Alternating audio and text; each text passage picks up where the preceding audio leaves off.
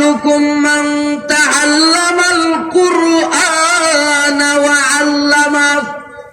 আল্লাহর নবী বলেন, এ দুনিয়ার মানুষ, এ আমার উম্মতেরা, তোমরা শুনে রাখো, তোমরা জানিয়া রাখো, তোমাদের মধ্যে সর্বোত্তম হইল ওই সমস্ত লোকেরা যারা নিজেরা কোরআন শরীফ শিক্ষা করে এবং অন্যান্য মানুষদেরকে কোরআন শিক্ষা দেয়। সুবহানাল্লাহ জোরে হইতা না? এখন সুবহানাল্লাহ।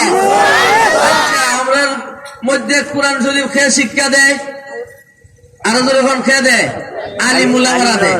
কোরআন শিক্ষা দেখে আলিম উলামারা, এরা আবার ছাত্র ছিল।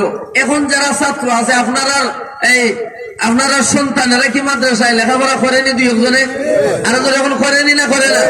ওই ছাত্ররা যে এখন কোরআন শরীফ পড়তেছে, এই ছাত্ররা একদিন শিক্ষক হয়ে যাবে, এরাই একদিন সর্বশ্রেষ্ঠ জাতি হয়ে যাবে, এরাই একদিন শিক্ষক হবে, এরাই একদিন অন্য মানুষদেরকে কোরআন শিক্ষা দিবে।